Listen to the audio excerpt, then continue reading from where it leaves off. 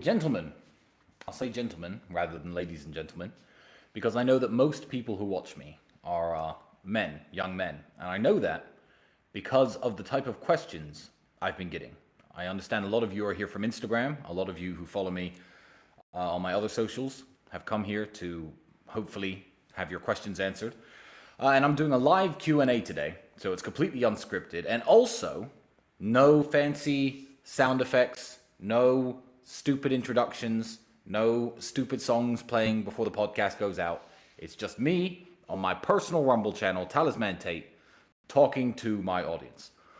So I want to begin this by telling you exactly what we have in store. I have a cigar, and by the time this cigar is finished, I am going to log off. So you have as much time as it takes me to smoke this excellent Cuban cigar to ask your questions. Now I have staff behind the scenes monitoring this chat, and all the good questions that come up are going to be sent to my phone along with the ones that I've saved from Instagram earlier. And I'm going to tell all of you a little bit of knowledge about the world and hopefully help you young men out a little bit.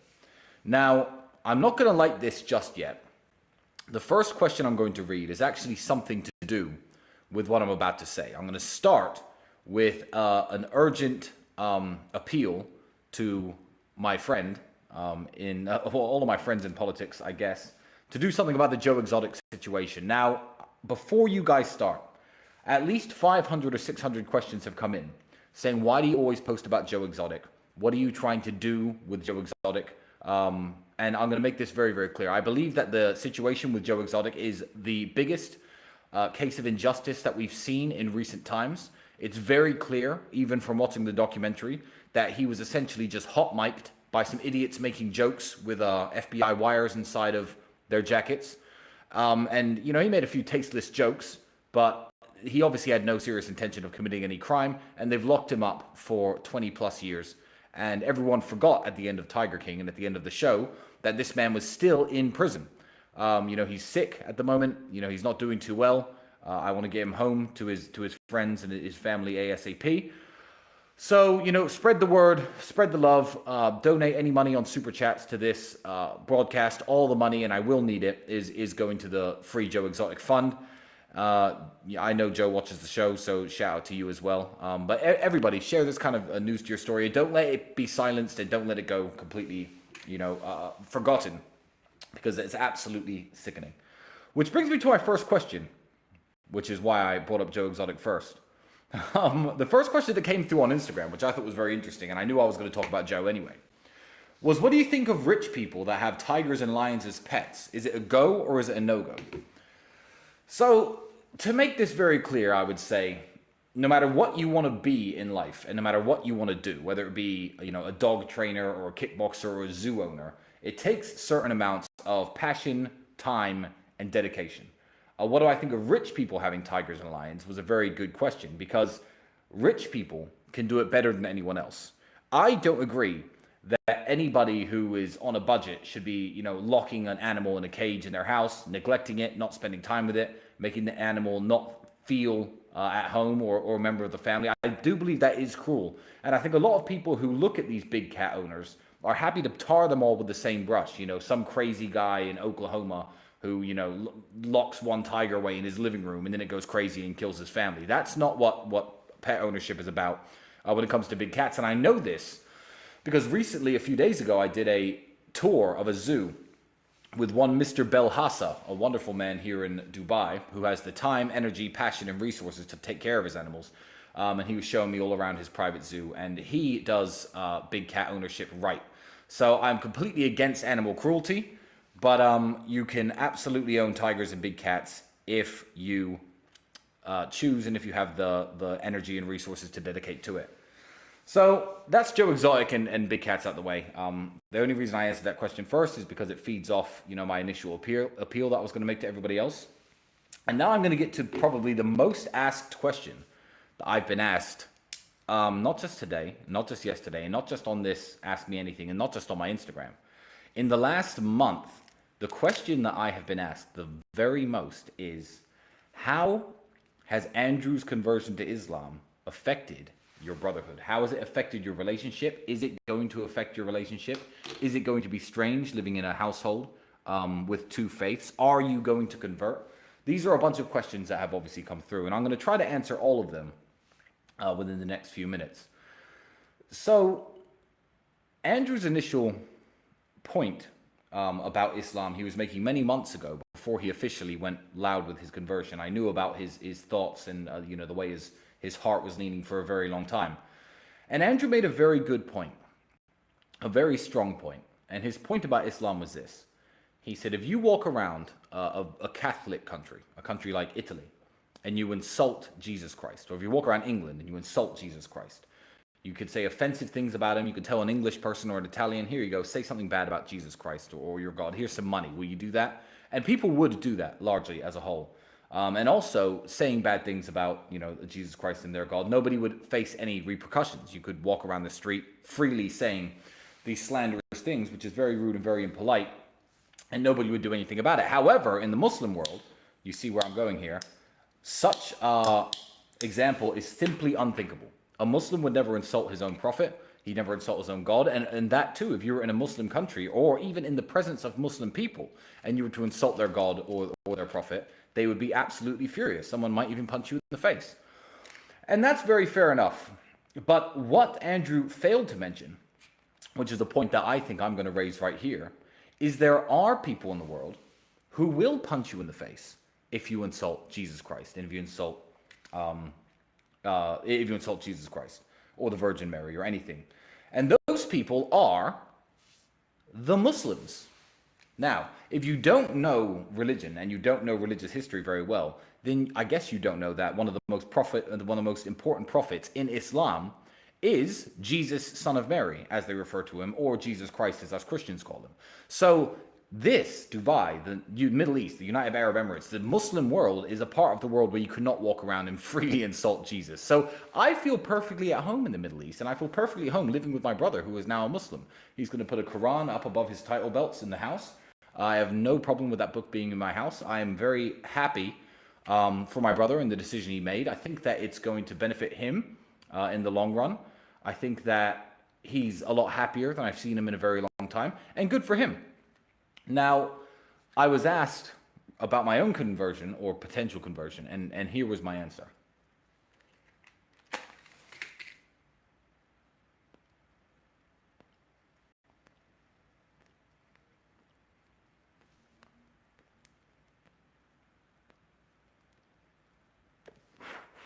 My answer was very simple. Somebody, some idiot, actually, here in the Middle East, some British guy, said to me, oh yeah, if you convert to Islam, that'd be really beneficial to you and it would help you out in lots of ways. And I explained to him, I said, that's not how conversion works, my friend. And if I were to live in the Middle East, although living as a Christian, even if it was more difficult, which it's not because it's a very free, open country with freedom of religion, I would not convert for the reason of getting any kind of material or social benefit. I don't think that's how conversion works. I don't even think you choose to convert, no more than you choose to believe that the sky is blue or that the ocean's filled with water. I believe that conversion is something that happens to you.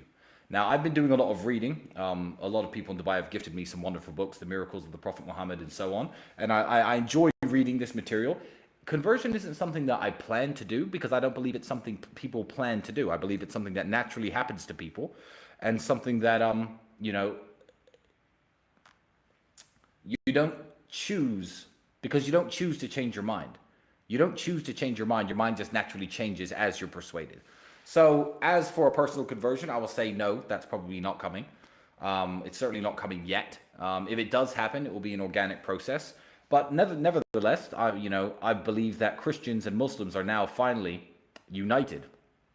So over the history of Christianity and Islam, there's been lots of fights, and there's been lots of arguments, and there's been lots of wars, and the Crusades, when the Christians went in and tried to take Muslim land from them, and the Ottoman Empire too invaded Europe through Romania and got even to the gates of Vienna. There was lots of beef between Christians and Muslims, but that was obviously due to religious differences, because people were let's call them zealots back then. But also it was about political power. It was about who controls the land, who controls the laws, who controls the countries. I believe that Christianity and Islam are now closer linked than ever before. I believe they're closer linked now than they even were in the day of the Prophet Muhammad, peace be upon him, who by the way encouraged religious freedom and lived completely peacefully with Christians. I believe today we are united by a common enemy. I think that the evil actions of what's happening in the world, the degeneracy, the perversions, the horrible things that we see every single day on our TV screens, the atrocities committed in the name of all sorts of nonsense, even reproductive freedom, the millions and millions of babies being aborted every single day. It's tragic, and I believe that Christianity and Islam now stand hand in hand as brothers against the moral degeneracy of the world. So I don't see a time in the future where there's going to be any kind of beef between Muslims and Christians. And if you think there's going to be any beef in my house between me and my brother, you are wrong. So I think that covers the Andrew Muslim countries. The Andrew Muslim questions, because as you can imagine, I've had about 100 billion of those. And this is a topic, another question that I got, shout out to Maury Zaidon on Instagram, which is not really related to Islam, but more related to the culture of the Middle East. And it was about the World Cup. And because we're not on YouTube, because we are on Rumble, I can happily talk about such topics in a nice, polite, and entertaining way without risks of being banned. So people said, Tristan, I wonder if I can bring up the things happening at the World Cup and your take on it. I feel that the West have made football political nowadays. I love you guys. Now, thank you for the question. It's a very, very interesting question. My opinion on it is actually very simple. People, when they come to countries, and I will say the same about the United Kingdom and the United States, or any country in the world, need to respect the country's culture, the country's principles, the country's laws. If you go to Singapore, you're not allowed to have chewing gum, for example. Chewing gum is illegal. They don't like the way it sticks to the streets. It makes garbage cleanup more difficult. They've made chewing gum illegal. Now, I can say, oh, well, we chew gum in my country. I'm going to go over to Singapore and chew gum. Good. I hope they throw me in jail. And I hope they throw any people like that in jail who are openly disrespecting the laws and rules of a country. The West, you have to understand, is not a moral superpower. They are not the kings of morality who set in stone the laws of the universe and tell every single country, you are immoral, you are not immoral, you are just, you are unjust. The crimes that the West commits, from the proxy wars even being fought right now in certain countries that I won't mention for the sake of not bringing that topic up, to the open invasions and murder and genocide of tens of thousands of people, the crimes that the West commits certainly disqualify it from being the moral high ground of the world. So when English people, German people, and American people try to get high and mighty on a place like Qatar and say, oh, well, I'm not allowed to wear rainbow flag t-shirts and rainbow flag armbands and rainbow colored hair and rainbow flag pants. I'm not allowed to do that. Why aren't I allowed to do that in Qatar? Why can't I come to your football stadiums and wear all these rainbow colored flags? The thing is about this, in the Middle East, privacy is very, very respected. There are lots of gay people who live in Dubai. There's lots of gay people who live all throughout the Middle East, and they go to their houses behind their closed doors, and their business is their business. And people have been living like this for a very long time. I believe that if you are trying to wear a rainbow t-shirt to a Qatari stadium, you are openly provoking the Qatari people. And the Qatari people have the right to tell you to go home and to change your t-shirt. Because if all you have is rainbow t-shirts, if every day you wear rainbow t-shirts, if you have a rainbow, if your face is tattooed with a rainbow, and you got that rainbow tattoo 30 years ago because you like the story of Noah's Ark and the rainbow being a symbol of God's covenant with man, I'm sure they'd be more accepting. If rainbow flag colored t-shirts were all that the British wore, or all that the Germans wore, if it was the fashion in England and Germany to wear these things, but it's not. Nobody ever wears these things. So when you're doing it at their stadiums and trying to get into their stadiums and get to their football games and get seen on TV with your rainbow colored flag, it's a virtue signal in the most ugly and promiscuous an exorbitant way. You should not be doing that to the Qatari people, and you are an idiot for putting them in the position for having to tell you to go home and change your shirt. So I believe that it is open provocation on the culture of Qatar. I believe that if you have the intention of coming to Qatar and trying to virtue signal in this way, don't. Stay at home, watch the football games at home, wear your rainbow t-shirt at home. It's no problem. I don't understand why you try to do this to another country and another country's culture. In exactly the same way that English people get mad when protesters who were against the British Armed Forces some years ago were setting fire to poppies in the city center.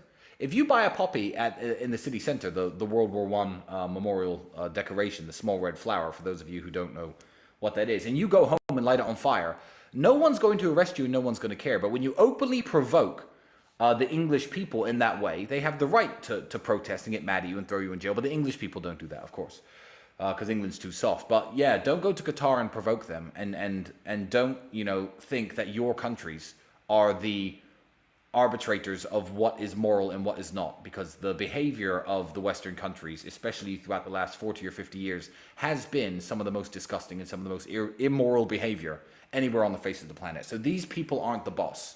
So take the t-shirt off and go home. Now I've got 11,000 people watching. Now with these 11,000 people watching, what I would really like is you all to share this stream, put it out everywhere, make sure everybody's watching. If it gets up high enough, I may have a second cigar. Otherwise, your time is running low. So, Jesus, these questions. This is a very good question. So I do understand that I'm in a position where I was very lucky to have a good father figure and an older brother in my life to guide me over some of the hurdles that young men face. But a lot of hurdles that, young men face, they haven't got anybody to look up to, and they haven't got anybody to turn to. So I got this question. He asked me to keep his name secret, and I will, for obvious reasons. And I thought, you know what, let me just give this little bit of life advice out to the younger men out there. He said, I broke up with my ex. When do I know if it's too late? She's asking for me back. How do I know if it's too late to take her back, or should I take her back, or should I not take her back? The answer to whether or not you should take an ex-girlfriend back is very simple. And I know this, and most fully grown men probably know this. But for the younger guys out there, let me explain to you exactly what it is. If she has had another boyfriend or another sexual partner or another relationship since the breakup, it is too late to take her back. It is over at that point. Because no matter what happens in the relationship, no matter if you get married, have kids, if you stay together for a very long time, that all happened because it didn't work out with the guy who she was with after your breakup. So you are always going to be plan B. You're always going to be the fallback guy. You're always going to be the idiot that's always there. So if she's had a week or two and, hung out with her girlfriends and cried into her pillow, by all means, take her back. The moment there's been another guy in the scene at all, she's only interested in taking you back and getting back with you because it didn't work out with him. So don't let yourself be played like that. Yeah, don't be second place to anybody. So that's when it's too late. So I've kept your name out of that, but no more advice for you, because now you're sending me a bunch of other questions because I've just picked your question out, but it's fine. How do you find a good tailor for your suits and clothes? Thanks. I'm sick of talking about my suits, and I'm sick of telling everybody where my tailor is. The best tailoring in the world is on Savile Row in London. Find a shop there and buy suits there if you can afford it. But there are good tailors in basically any city in the world, so that's a bit of a stupid question. I don't actually know why I wrote that down. I thought I'd want to talk about my suits. I wrote these down hours and hours ago. But after getting dressed up and looking amazing as I always do, and a bunch of more questions coming in about my suit, I'm just like, I'm not going to talk about clothing. I don't think that's a good idea. I'm 34, rusty Jedi Knight. And I've had many relationships in the past, but I'm no longer interested in the game. I want to work on myself and my finances and focus on helping my mother in her elderly age. Is this wrong? Why would anything that makes you happy and doesn't hurt anybody else be wrong? You have to understand, I think that the real definition of right and wrong actions are whether they cause other people harm. And I think that's everybody's definition. So if you're 34, you're tired of the game, you're tired of women you know, being no good and breaking up with me, or you, or maybe you're successful with women and you're just tired of meeting all of them. Whatever you mean by that question, there's nothing wrong at 34 with working on yourself and your finances and focus on helping your mother in her elderly age. I'm 34. You're exactly the same age as me.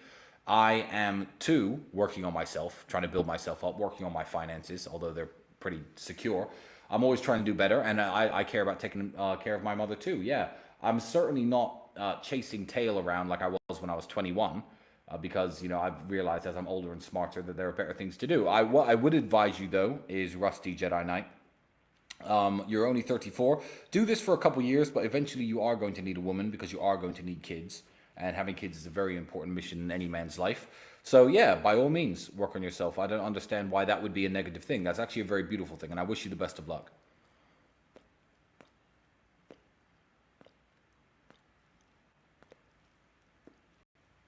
What are your thoughts on jumping on testosterone replacement therapy at the age of 22? I'll stop you right there. It's Shax. That is rubbish. No 22-year-old should be on any kind of steroid. I can see cases for testosterone replacement therapy for people in their upwards of 40, maybe late 30s. I could see the case for that, for upping your testosterone level and trying to get your energy levels back to when you were much younger. You're 22 years of age. Do you exercise regularly? Do you eat right? How much alcohol do you drink? Do you smoke? You know, why don't you look at what testosterone is? Look at your current life and and your current habits, and try to up your testosterone level naturally. Hang out with more women in a non-friendly manner, if you know what I mean. Wink, wink. But yeah, there's no excuse to be injecting anything into your fucking arms at this age. I think that's really pathetic. I think that's a really stupid thing to ask. I think you know the answer to that. You should be at your absolute physical peak in terms of testosterone. And yeah, you're clearly not. I don't know why you would consider doing something so dangerous. Hey man, I have a question. What is your take on the whole climate crisis? Do you think it's a big deal? Do you think more action needs to be taken? Are you and your brother against taking action yourselves? I am super against taking action against climate change. And I will tell you why. Sea levels are not rising. That's been proven to be false. Ice caps are not melting. But the levels of CO2 in the atmosphere are going up, and humans probably do contribute to that. I'm not saying it causes more extreme weather. I'm not saying the Earth is getting colder or hotter. First it was global warming. Global warming is over. Now they're just calling it climate change. It's massively politicized, but one, I'm not here to talk about whether it's real or not. But I'm gonna give you two scenarios. One, it's very real and the world is ending because of it. And two, it's not real and it's a Chinese conspiracy. I'm gonna give you my answer on both of these so you can adopt a healthy mindset, because my answer to both of them is exactly the same.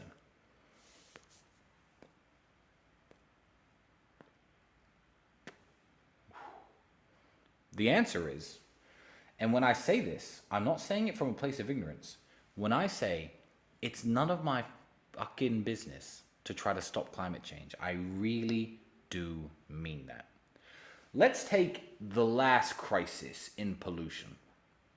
The last crisis in human pollution, humans polluting, was in the Middle Ages. After the Dark Ages, into the Middle Ages, when people started living in cities and towns, human feces and excrement and urine was everywhere. You could not walk down the streets. People threw it out of their windows. There was no sewage systems in place. A lot of the stones, if you look at the city of Pompeii in Rome that was buried, the stones have stepping stones over the roads, because the roads were filled, even in some Roman cities, with human excrement, feces, mess, animal dung, etc. Now, every city on earth, from Paris to London to Rome, were covered in this stuff. And it was a real health crisis. People were dying. Cholera, all sorts of diseases. The water was infected. People had to drink alcoholic drinks, boil their water first. It was a mess. How did that problem get solved? I'll tell you how it didn't get solved. It didn't get solved by protests, and it didn't get solved by one person saying, you know what, I'm not going to urinate in this bucket and throw it out the window. I'm just going to walk 10 miles every time I do it. Because that wouldn't have made a difference. It really wouldn't have. It got solved on a governmental level. It got solved on the level of the cities and the governments and the kings of Europe getting together and thinking, you know what, we need to construct vast sewage systems under these cities that flush this garbage out, keep our cities clean. And on a governmental level, when the governments had enough money, the governments fixed the problem. It is not my job to worry about climate change. And it is not my job to worry about climate change, even though I am a man with 28 different supercars in Romania and 3 supercars here in Dubai. Me driving supercars is not going to change the inevitable outcome of this horrible, dangerous climate change that's going to destroy the world. We're doing the it's going to destroy the world route right now. What's going to happen is some smartass, some researcher in China, India, Russia, one of the countries that are the future of humanity, is going to realize a way of stopping or of at least trapping the carbon dioxide that humans release into the atmosphere and getting rid of it somehow. That's what's going to fix the problem. If you knew that the 9 largest container ships in the world, the 9 largest ships, boats on Earth, pollute more per day than every single car on the roads in the United Kingdom combined, you would understand that living in England and buying a Tesla, which is, by the way, charged by your power plant, which emits coal and CO2 via its coal and oil burning, isn't going to fix the problem. If you buy a Tesla and say it's for climate change, it is a virtue signal. So I'm going to keep my Bugattis, I'm going to keep my Ferraris, and the more cars I buy, the more taxes the government has off me, and the better armed it is to deal with climate change. And if climate change isn't real, then my answer's the same. Not my fucking problem. Not dealing with it. And if I was dealing with it, I'd be wasting the time. I'll talk very briefly about these protesters in England. These are, what are they called? No to oil, insulate Britain. These idiots who keep blocking motorways. Hope I'm not at the front of that line one day. Hope I'm not in England and in a hurry and close enough to see you stuck in my car. That's all I'm going to say. And I feel like everyone in England should adopt the exact same attitude. Okay, what's next?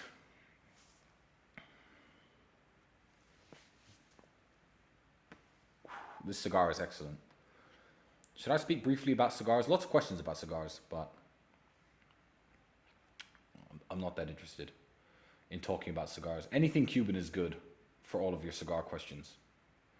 This is a good one that just came in. DJ AFE, do you think the time for becoming wealthy is running out? And do you think that we could finally see a recession in the near future? Yes. I believe that the time to get wealthy in an easy and a quick way has run out already. I'm going to tell you why.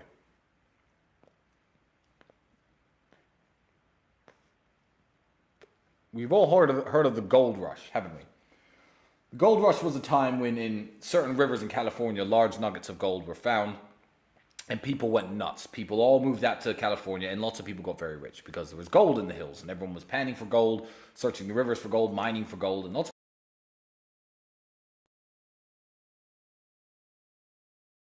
I'm going to tie on to another question I've got very nicely. A gold rush has just happened, and the gold rush we've just seen is the easy money there was to make in bullshit crypto coins. Bitcoin has a use case, Ethereum has a use case, Chainlink and a few other cryptos have a use case, and they're going to last well on into the future.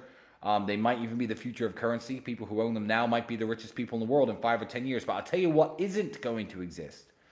Bullshit, pump and dump, crypto nonsense coins that kids can buy for a few $1,000s and become millionaires overnight.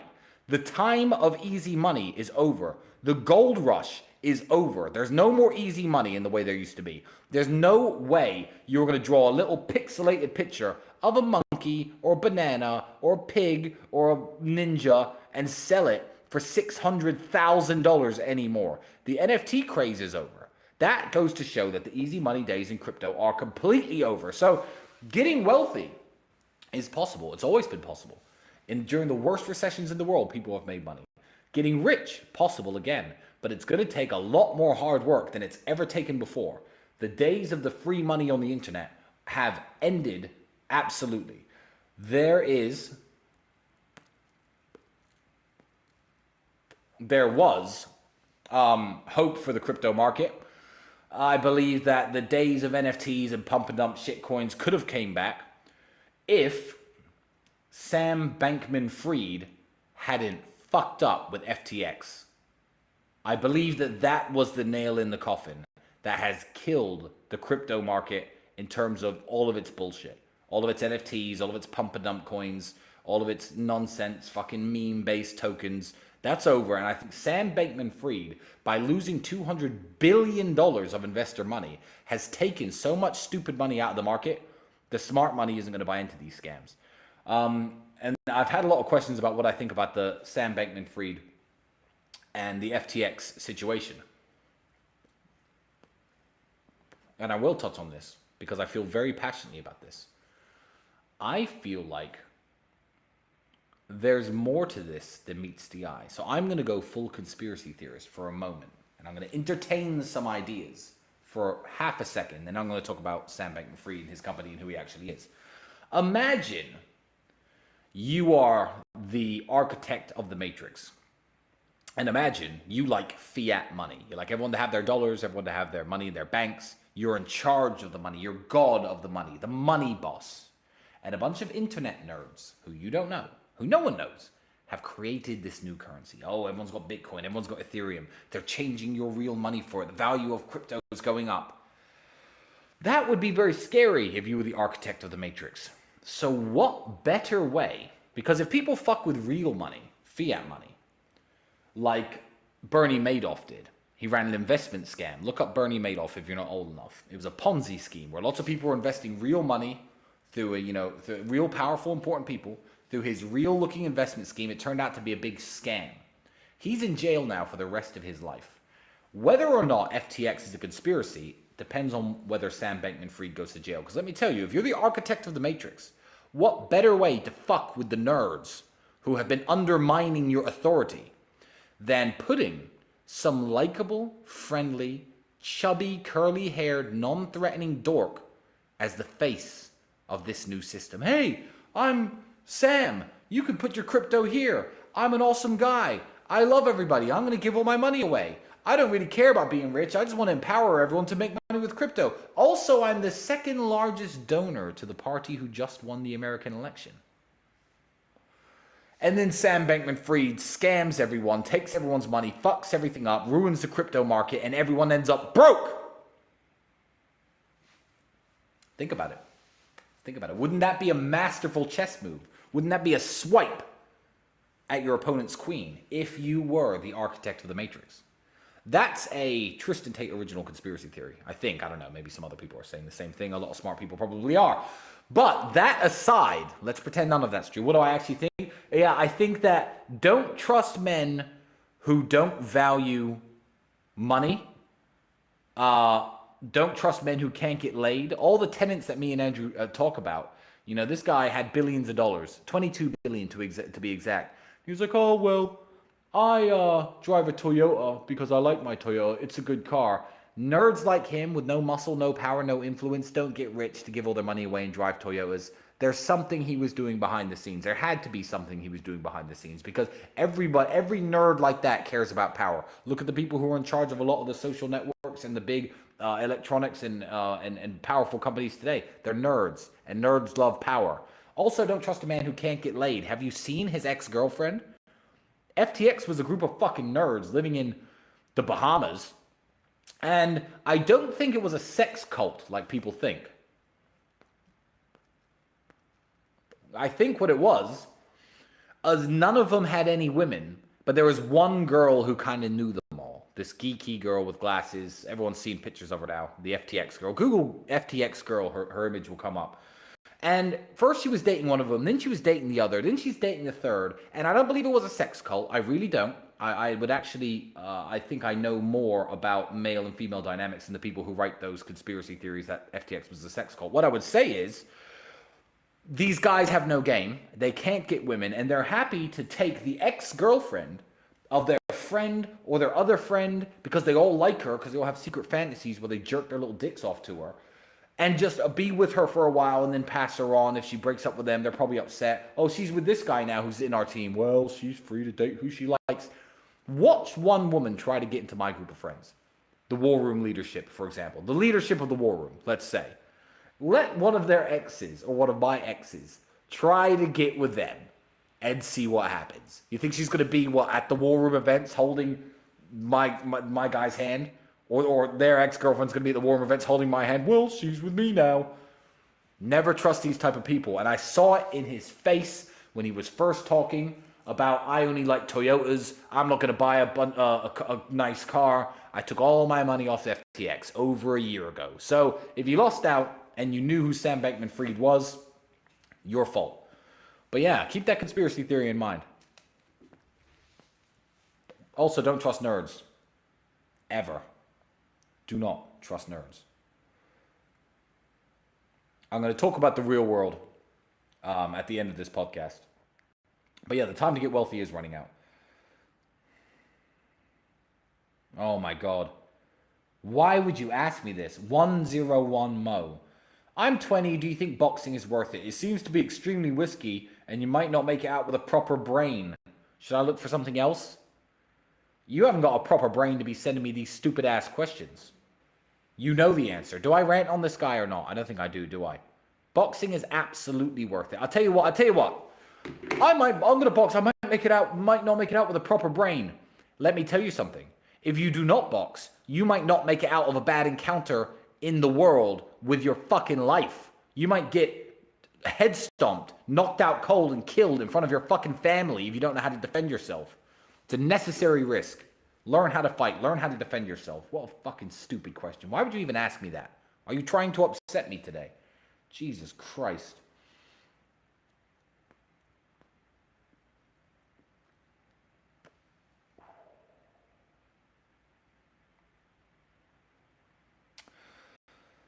This is a good one.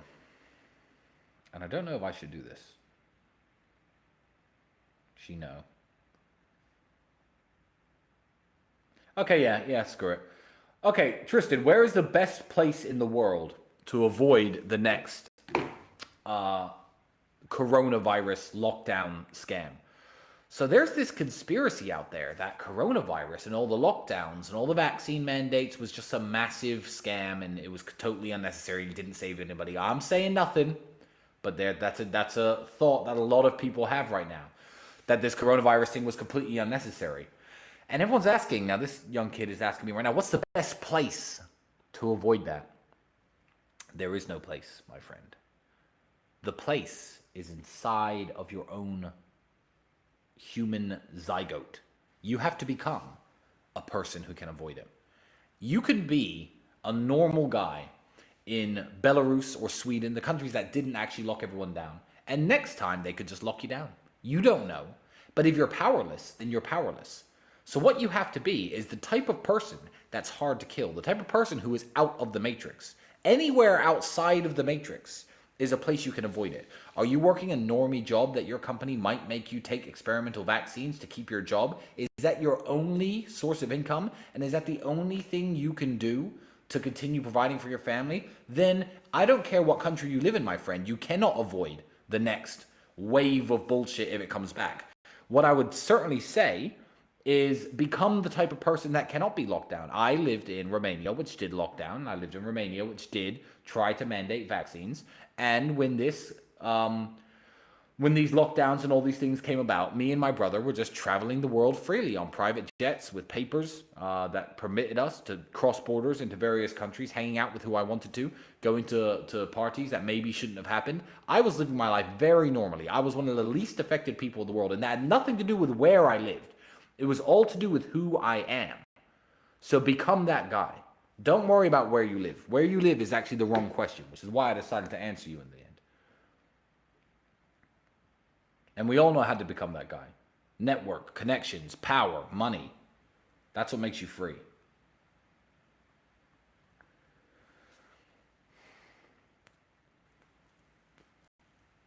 So before I get on to, do I watch any television?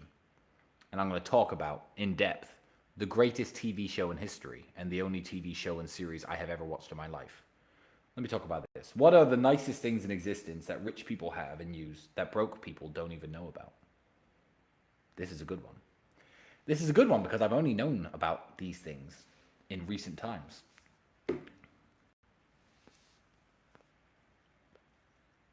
I believe that broke people in the civilized world, not the United States. Actually, this is one country that does not count because medical care and health insurance is all about how much money you have. But if you're from England, you think, oh, I have healthcare. If you're from Sweden, you think, oh, great, I have healthcare. If you're German, you think, okay, if I have healthcare, I can go to hospital if I have a problem. You don't have healthcare at all. You haven't got a fucking clue what healthcare is. Let me explain to you how healthcare works. There are 2 or 3 different types of chemo that the NHS, the National Health Service of the UK, can afford to buy. If you get cancer of the lung, they will pump you through one of these types of chemo. Your hair will fall out, you'll be very sick, and it's a race to the bottom to see what kills you first, the chemo or the cancer. And I sympathize deeply with cancer patients. I have a friend who's been battling cancer for many years. I've lost a friend to cancer. It's a very serious and very horrible disease. But if you're English and you think I have cancer, you're like, thank God I've got the NHS because I have healthcare. No, you do not. You have the most entry-level, basic healthcare. It's the equivalent of if the government gave everyone free food, you're on bread and butter. That's it. But there's other foods out there that you don't know about. You just eat your daily food. Oh, bread and butter, the government feeds me. It's great. You don't have healthcare at all. Let me explain to you what happens when you're a multimillionaire and you have cancer. You go to a specialist in Switzerland, perhaps. Switzerland does this. Dubai does this. They will take a piece of your tumor from your lung via a keyhole surgery, and they will replicate the tumor in a lab. This is very time-consuming and very expensive. The NHS will not pay for this to happen. They will take all the different types of chemo. You thought there was only 2 or 3? No. There are hundreds of different types of chemochemicals. And they will apply all the different types of chemochemicals to different samples of your exact tumor. They will find out which is the most effective at killing the cancer. They will take that chemo, and that's the one that you will be provided with for a massive fee. And you'll pay your money and take this chemo, which will kill the cancer so fast and so much easier that your hair doesn't fall out, your skin doesn't go bad, you don't lose massive amounts of weight. It's still not comfortable, and it doesn't work every time, and some cancer is untreatable. But your odds of survival are so much higher. So much higher. I hear of people dying of cancer all the time. When's the last time you've heard of someone really rich and really important dying of cancer? Answer that question. Steve Jobs. Steve Jobs was stupid. Steve Jobs got cancer, which was stage 1 cancer, very treatable. Decided to go and meditate and eat fruit and take juices because some hippies told him that would cure it. And then he died of cancer. Of course he did. But if Steve Jobs had used his money and his finances to get the type of treatment I'm talking about, he'd still be alive today. How many really rich, famous people have battled and died from cancer in the last 10 years that you can think of? Yeah, exactly. Poor people don't know that real health care exists. A very good friend of mine has been messing around with dentists in the UK for a long time. He's got a lot of teeth falling out. I'm not going to say his name. His jaw bone is eroding. He's been to dentists in England hundreds of times. They've just put injections in his mouth to try and stop the bone erosion. I took him to a dentist, and I offered to pay for his treatment. He's a very dear friend of mine. I've known him for many years. His treatment is going to cost me upwards of £50,000 to completely fix his jawbone, bone grafts flown in from a cadaver. A cadaver bone graft from a donor, I guess. New teeth put in, etc. And he's going to be fixed in no time. Money buys healthcare, and if you think you have healthcare, you do not. That's what I would say is the most crazy thing about having money. And yeah, poor people don't know things like the cancer treatment I was talking about exist, and it's very sad because everyone has to die of this, and I wish governments could do better, and I wish this was readily available for everybody, but that's not the way the world works. Unfortunately, this is horrible. Okay, on to a happier topic. Tristan, why do you read books and Andrew doesn't? Listen, Andrew's right. Reading is basically a waste of time. Reading is a substitute for Netflix. Reading is entertainment. Reading does not help you. This is why I don't read self-help books. I believe that is success porn. People reading these books about get rich and do well. How many people do I know who read these books and ever got rich? Zero when they talk about reading helps you. Reading is entertainment. So if you read the James Bond novels for entertainment, it's better than watching the James Bond movies. I believe that it's a higher form of entertainment than Netflix and TV, but it's essentially just Netflix for the brain. So, yeah, reading is a waste of time if you want to get rich. I agree. But there is one TV show which I'm going to talk about now. And we never talk about it on an emergency meeting live because my brother has not seen this show. But I was at somebody's house about 3 years ago, 4 years ago, and I watched episode 1 of a show which has 11 series to it. And it was so fucking excellent that I watched all of it. Now, I believe this TV show to be an intellectual and cultural masterpiece, and it is the greatest show that has ever been broadcast on television. And I'm talking, of course, about the show Trailer Park Boys. Now, if you don't know that show, I won't be surprised. It wasn't the most popular show in the world. If you do know that show, and you are surprised that I've said it is a cultural and intellectual masterpiece, give me 5 minutes to explain to you why. If you know anything about me and my brother, our struggles to get rich, our funny stories we have from being broke, our, brotherhood that we have, our team around us that help propel us to the top, you will appreciate the Trailer Park Boys. And if you are watching Netflix and you somehow can't resist keeping your hands off the Netflix buttons, I don't want you to watch anything but Trailer Park Boys from now on until you finish the entire 11 series. Let me explain to you. If you've watched the show, you'll understand. It encapsulates the importance of friendship, brotherhood, and teamwork. You have Julian, who I guess would be Andrew. Ricky, who I guess would be me. A bit crazier, but always has Julian's back. And Julian's always trying to think of great new ideas and great new schemes to make money and get successful and break out the trailer park. I grew up on a council estate, which is essentially the trailer park version of the United Kingdom. This show is set in Canada. Canada and the United States have trailer parks. The importance of brotherhood and friendship and sticking together is a massive underlying theme of the show. Also, the importance of enjoying your current circumstances. Keep working, keep hustling, keep grinding, try and get out, but enjoy yourself while you're at it. Now, these people are always on the show. They're actors, but of course, the characters on the show are always getting drunk and getting high and whatever, enjoying themselves, but having a good old time. And me and my brother back in the day when we were, young and completely broke, always had a good time, and we have lots of good memories, and we were always smiling the entire time. But also, it's a show about perseverance. It's a show about trying to always better your situation. These guys never make it out. Obviously, the actors have done very well for themselves, but the characters of the show have never made it out. They're still living in the trailer park, but they're always striving for something better, and they're always trying to do better. So when you look past the bullshit of the drinking and the crime and the going to jail and all the crap that the show's about, and actually look at its underlying themes, I really believe it to be an absolute masterpiece. And these guys still run a podcast. I think it's called the SwearNet Podcast. So shout out to them.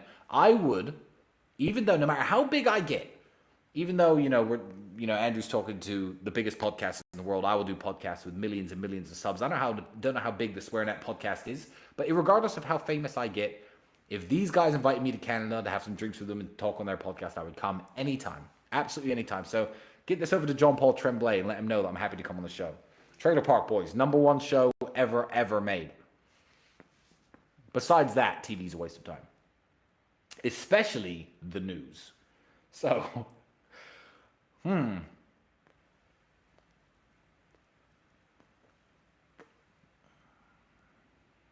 Is it tough for fans and haters that recognize you and Andrew publicly? I answered this question, Toxic Theo 21, simply because I want people to try to be a little bit smarter when approaching, not just me, it doesn't bother me, but people in general. One, it doesn't bother me at all. I've been a man working behind the counter in a fast food restaurant that millions of people would see per year and nobody would remember who I was. I've been an absolute nobody in that sense, and I believe this is a natural part of my journey. I've become very wealthy. I've now harnessed a lot of attention. A lot of eyes are on me, and a lot of people pay attention to what I say. Good, and I'm happy that I'm influencing young men for the better. I'm happy that I'm in a position that my voice is heard by so many people. And if getting annoyed a little bit when some people don't know how to approach you in the street is the price I pay, I'm happy to pay it. But let me just talk about etiquette very slightly. And this isn't for my benefit.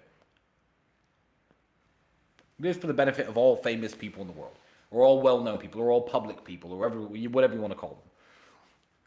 There's a time and place to be asking for pictures. And you also have to understand that people's time is valuable.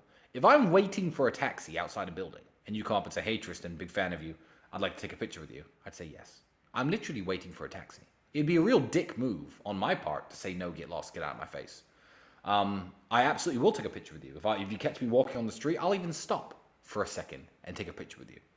But I was in Dubai Mall recently, and word started spreading that I was in Dubai Mall, and I was walking to an ATM, and there was about 40 people behind me waving their phones, like, oh, picture, about 40 different people. If you thought, if you were in that crowd, that I was going to stop on my way to an appointment and take 40 different pictures and let the crowd get bigger and stand there all day taking pictures, I'm not going to do that. You caught me at the wrong time. I was sitting at a dinner table with a beautiful lady in London not so long ago. And some guys tapped me on the shoulder when I was halfway through a sentence. I thought it was someone I knew. In London, I'm extra jumpy anyway because I like to wear expensive watches. And they're like, hey, you're Tristan, could I take a picture? And I said, get the fuck away from me. Like, I'm on a date. What are you doing? Like, what the fuck? This is a 5-star restaurant. I'm on a date. Get the fuck away from me. And they probably thought, oh, that Tristan Tate, he's a dick. No, my friend, I'm polite. You are a dick. Who are you to go and interrupt somebody's conversation? Business meeting, date, otherwise. Have a little bit of, social intelligence. Look at this situation that the person's currently in and ask them politely, or leave them the fuck alone. So, but all in all, no, it doesn't bother me. In fact, I like it. I like when young men come up to me and say, hey man, I started doing push-ups. I started working out at the gym. I started doing kickboxing. I've convinced my family to eat healthier food. No matter what they say based on my recommendations, I'm very, very happy when young men come up and say that kind of thing to me. So don't let that discourage you. But if you see me like in a one-on-one meeting at a table, don't get up from your table and walk over to me. That's fucking weird.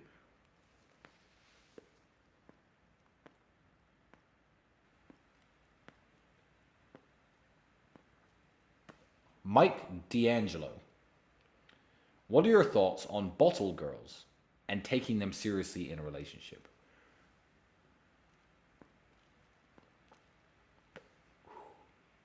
I would say that almost all women can be taken seriously in a relationship.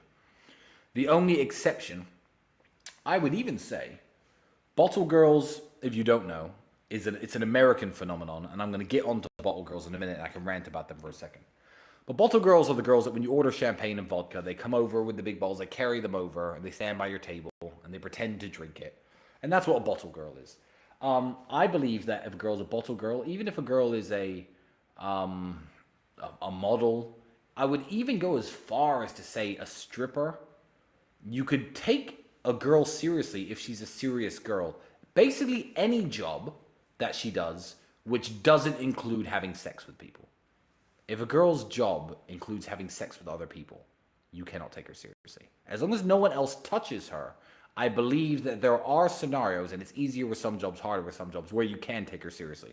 So, Mike D'Angelo, I would ask you this. What kind of man are you? Are you the type of man that a girl who's a bottle girl could take seriously? Because you have to understand, she might be a good girl. She might not be. But let's say she is a good girl. Even if she is, she's the type of girl who's in the bars and in the clubs. Probably at high-end places, because bottle girls don't exist at the street alleys and the crappy dive bars. And she's getting approached by rappers, celebrities, football players, NBA guys. And, they're being approached by the best of the best men in the world. Are you the type of man that could keep a girl who has the attention of the best men on the planet pointed towards her? If you are, then good. If she's a good girl, I'm sure you can take her seriously. But I have a little bit of a rant to talk about bottle girls and why it's an indicator of a failed society. Bottle girls are an indicator of a failed society. And I'll tell you why. Clubs in the world should have loads of beautiful girls at the tables and in the club anyway. That's how clubs work. You shouldn't go to a club and have ugly women around. I don't think that that's the indicator of a good club. I think that's the indicator of people having low standards, society having low standards, the nightlife and the men having low standards. If I go to a club in Romania or Poland, you know who brings the bottles over? Men. Men my age or middle-aged men. They bring the bottles over, and they're very attentive, and they're wonderful waiters, and they're professionals, and they keep your glasses full. They're great. Male service. Why are the guys, men, some American laughed at this. He saw one of my Instagram stories. He goes, men bring your bottles over. I'm like, yeah, because all the women in the club are smoking hot and beautiful. And I'm bringing bottles so the women can drink. I don't need them intimidated by some bimbo in a bikini. I don't need some bimbo in a bikini flirting on me when I'm with some beautiful women at a nightclub. I believe that bottle girls are when all the women in the club are so ugly that you need to buy champagne and vodka to have a beautiful girl even talk to you.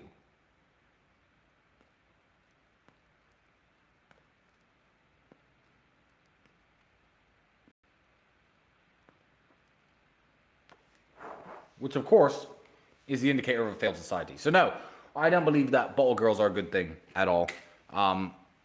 You could probably trust a girl who's a bottle girl a lot less than you could trust a girl who works in an office. But I believe if you're a good quality man, there are some good women out there working a job as it's essentially a waitress in a nightclub as a bottle girl. So, you know, if you are a good girl and you do bottle service, don't start sending me messages saying I said you were all trash. Don't cut sound bites out of this because I didn't say that at all. I'm a very understanding person. So, let's see what's next. Now, these are all surprises now because I've covered most of the ones from Instagram.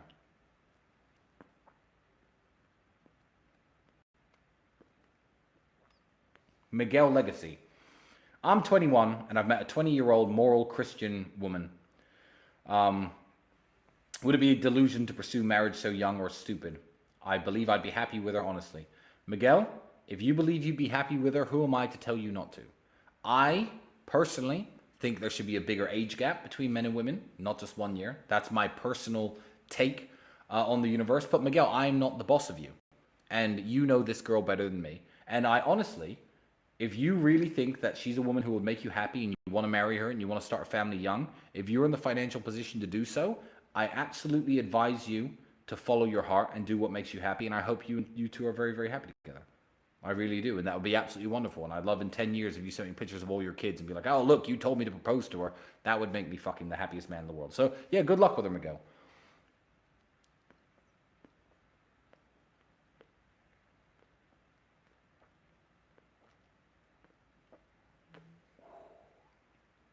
See, you obviously haven't been watching the podcast if you're still asking questions about Muslim, etc., about Andrew's conversion to Islam, etc.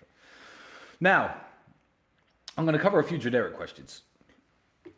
I've had a bunch of questions about what the real world is, and I've had a bunch of questions about how do I make money? So the most common question I'll get, not just now, but throughout just being on Instagram in general, hundreds of you young men a day will send me messages like, hey man, I'm 15 and I'm from Latvia. What advice would you give? Hey man, I'm 17, I'm from Greece. What advice would you give? Hey man, I'm 16, I'm from Spain. What advice would you give? But you're all asking me how to make money. You're all asking how to level up in the world and I get it, but I can't reply to them all. So when I do podcasts like this, I like to address these generic blanket questions so you all know what my answer is. Me and my brother we try to spread positivity throughout the world. And we had a program once called Hustlers University. It was a great program. We had 18 different millionaires teaching 18 different methods of wealth creation, verified millionaires. They were your professors. They were your teachers inside of Hustlers University. And people could join and go from having no network, no millionaires who talk to them, no rich people instructing them on anything, to having 18 people giving hours of lessons every day on how to make money in either cryptos, stocks, affiliate marketing, web design, all the various different modern ways of wealth creation. And the real world is essentially the evolution of Hustlers University. There's a link to it in this chat. There's a link to it underneath this broadcast.